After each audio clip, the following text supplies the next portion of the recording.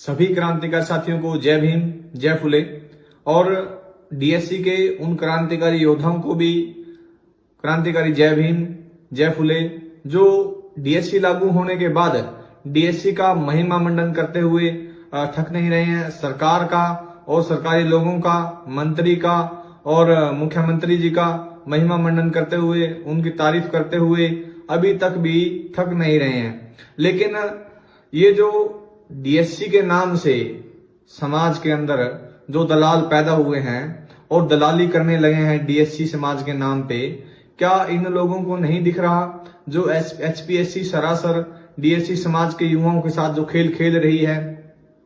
साथियों, मैं आप लोगों को बताना चाहता हूं, ये जो एचपीएससी की जो भर्ती थी असिस्टेंट प्रोफेसर की, इसमें सैकड़ों युवाओं जो योग्य थे, उन्होंने असिस्टेंट प्रोफेसर बनना था हरियाणा के महाविद्यालयों में, कॉलेजों में।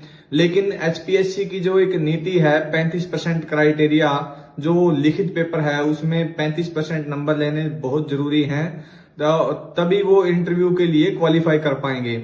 इस नीति के कारण डीएससी समाज के सैकड़ों युवा इस भर्ती से बाहर हो गए हैं।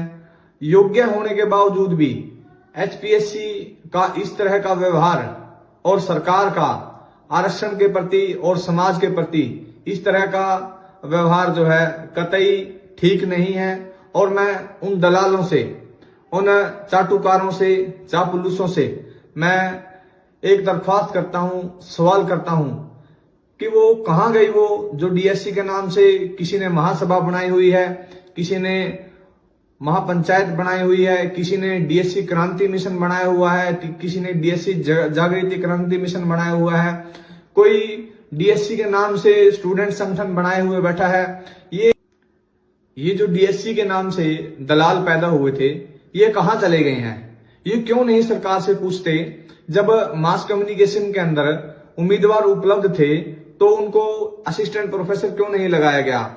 जब फिजिकल एजुकेशन के अंदर, फिजिक्स के अंदर, बोटनी के अंदर, जूलॉजी के अंदर, केमिस्ट्री के अंदर, इंग्लिश के अंदर, इन सब विषयों में जब उम्मीदवार उपलब्ध थे तो इनको असिस्टेंट प्रोफेसर क्यों नहीं लगाया गया?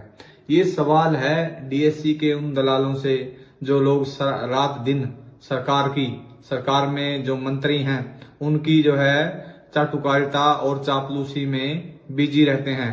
और अपने ही समाज के, डीएससी समाज के ही कुछ लोग जो है, जो समाज के प्रति चिंता रखते हैं और उसके भले के लिए, उसके उत्थान के लिए जो लोग काम करना चाहते हैं साफ नियति से, उनके ऊपर लगातार ये जो है कटाक्ष करते रहते हैं और उनकी हमेशा टांग खिंचाई करते रहते हैं।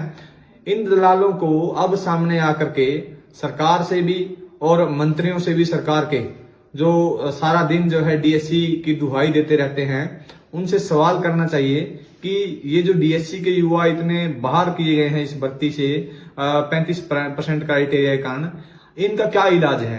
क्या हम लोग कभी इस बात की भरपाई कर पाएंगे? मेरा ये सवाल है। और इस सवाल के साथ गहन चिंतन है इसके प्रति, क्योंकि अगर हम इस पे इसी तरह चुप रहे तो हमारी जो आने वाली जो वैकेंसी है एचपीएससी की, चाहे वो पीजीटी की हो, चाहे वो और जो द्वितीय श्रेणी की जो ऑफिसर लगने हैं, जो चाहे वो प्रथम श्रेणी की हो, उनमें भी यही हाल रहेगा। क्या ये जो डीएससी समाज के नाम पे जो लोग दलाली कर रहे हैं, क्या वो तब भी ऐसे ही चुप रहेंगे? बुद्धिजीवी साथी जो है मेरे इस सवाल का जवाब जरूर दें।